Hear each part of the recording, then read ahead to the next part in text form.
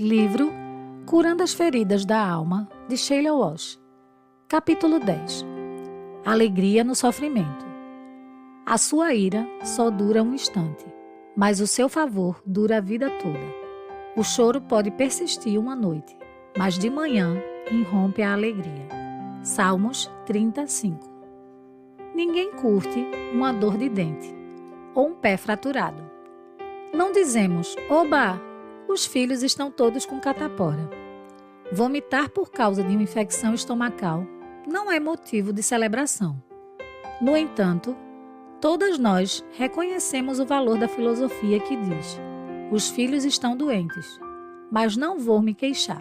Vamos ler muitas histórias e ouvir música boa e sobreviver a isso. Não é muito mais fácil cuidar de uma pessoa doente e mais alegre do que de uma pessoa que se queixa o tempo todo? Sofrimento faz parte da vida. Alguns momentos são mais dolorosos do que outros. Quando estamos à procura da cura das nossas feridas, precisamos ser sinceras em relação à dor. Mas a boa notícia é que a dor não é o único resultado do sofrimento. Como Romanos 5, 3 e 4 nos diz, devemos nos alegrar nas tribulações, pois a tribulação produz perseverança. A perseverança é um caráter aprovado. O caráter aprovado, esperança. Mas como podemos saltar do sofrimento para a esperança e a alegria? Muitos anos atrás, num dia de janeiro, Rose, nossa pequena filha, nasceu sem que suas pleuras pulmonares estivessem fechadas.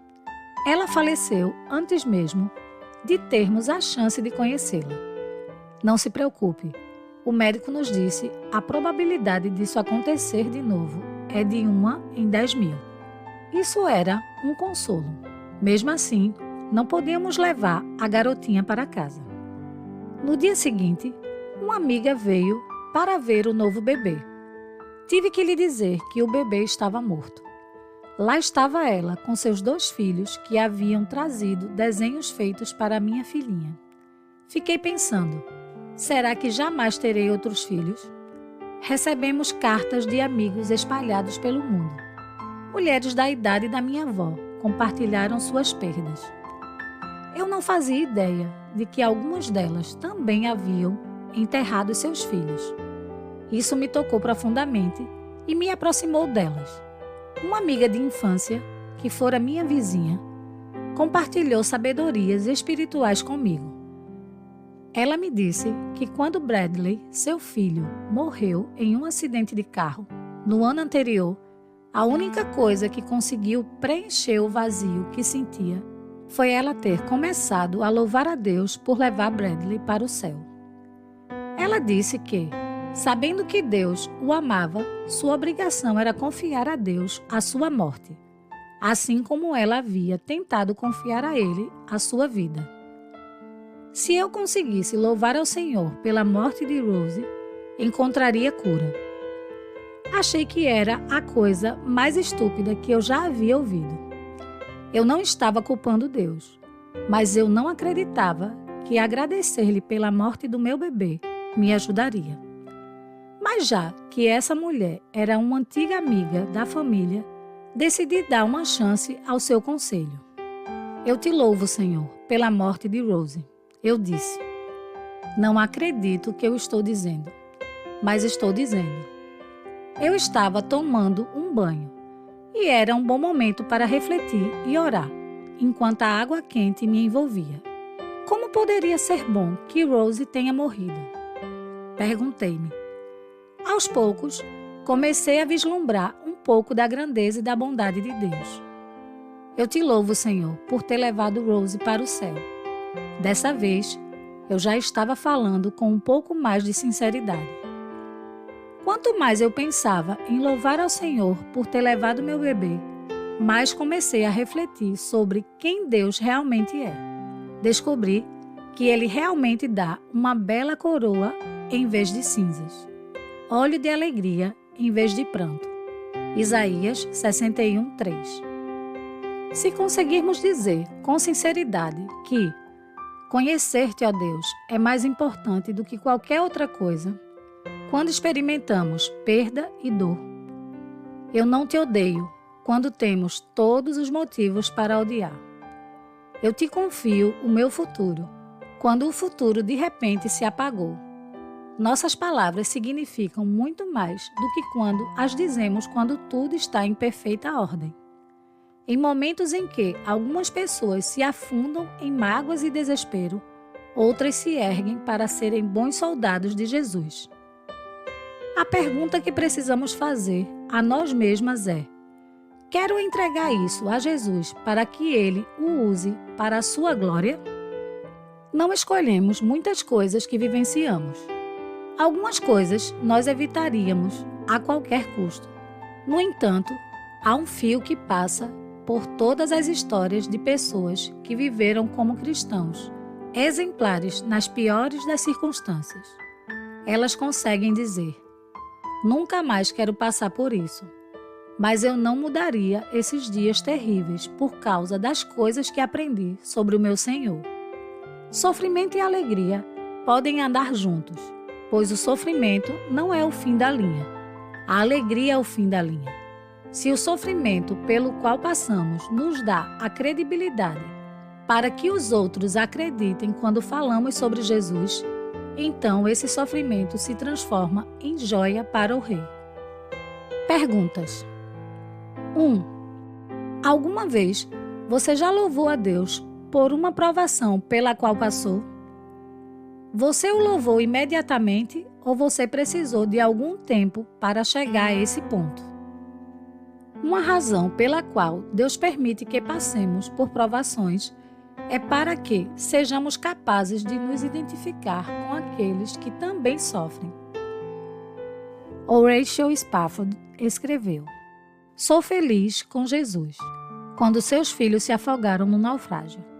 Apesar de ter vivido algo terrível, o fruto do seu sofrimento deu consolo a inúmeras pessoas que ouviram essa música. 2. Alguma vez você já pôde usar sua provação para ajudar alguém que estava passando pela mesma coisa? Explique. 3. Leia Hebreus 2,18. Como você se sente sabendo que Cristo pode nos ajudar em nosso sofrimento? Porque Ele passou por tudo que nós sofremos e sofreremos. Como isso pode servir de exemplo para a maneira como nós devemos reagir a outros? Na música Sou Feliz com Jesus, Horatio nos disse: Estou tão feliz por causa de tudo aquilo que estou sofrendo. Todo esse sofrimento é tão divertido? Não. Ele não podia dizer isso, mas ele conseguiu dizer: se paz, a mais doce, eu puder desfrutar, se dor, a mais forte sofrer, seja o que for, tu me fazes saber que feliz com Jesus sempre sou. 4. Qual é a diferença entre dizer estou tão feliz e feliz com Jesus sempre sou? 5. Leia 1 Pedro 4, 12 a 16.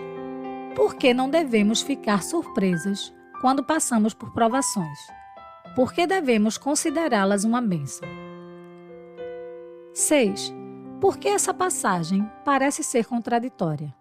Quais outros exemplos de pensamento contraditório você consegue encontrar na Bíblia? Para começar, veja o Sermão da Montanha, em Mateus 5, 1 a 11. Quando contemplamos a vida de um ponto de vista celestial, conseguimos adotar uma nova perspectiva em relação às nossas tribulações.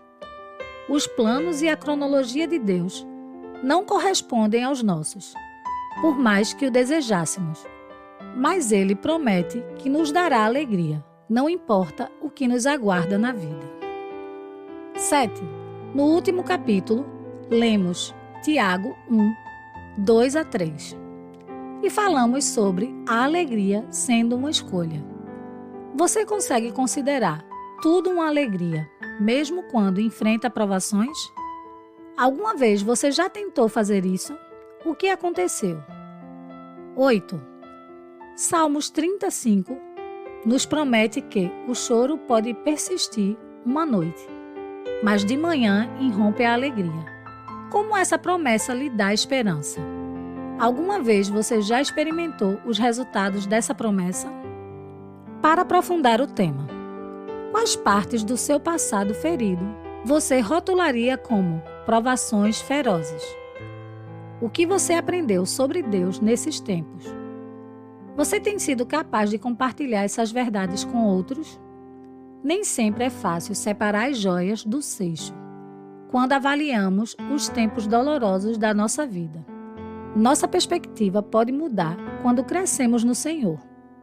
Mas se dermos nossa vida a Jesus, tanto o passado quanto o futuro, Ele pode nos mostrar como as mesmas coisas que parecem ter sido as piores da nossa vida, quando entregues a Ele, nos dão credibilidade para falar a verdade sobre a salvação, o perdão e o amor de Cristo. Para ponderar e orar. Em Colossenses 1, 9 a 12, Paulo escreve: Por essa razão, desde o dia em que o ouvimos, não deixamos de orar por vocês e de pedir que sejam cheios do pleno conhecimento da vontade de Deus, com toda a sabedoria e entendimento espiritual.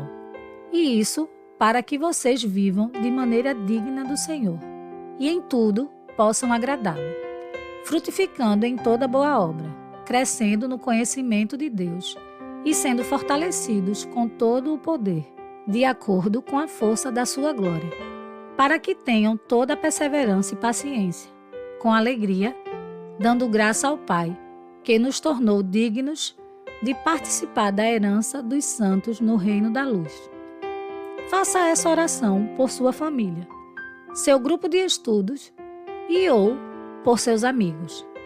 Repita durante essa semana, orando por você mesma e pelas pessoas em sua volta. Joias para guardar.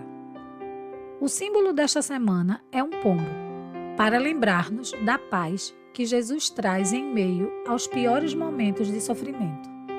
Ao refletir sobre essa imagem, procure na internet a letra da música Sou Feliz com Jesus. Lembre-se daquilo que o autor estava passando quando escreveu essa letra. Como você se sente após lê-la? Você se identifica com as palavras? Essa mensagem lhe dá esperança? Por quê? Ou por que não?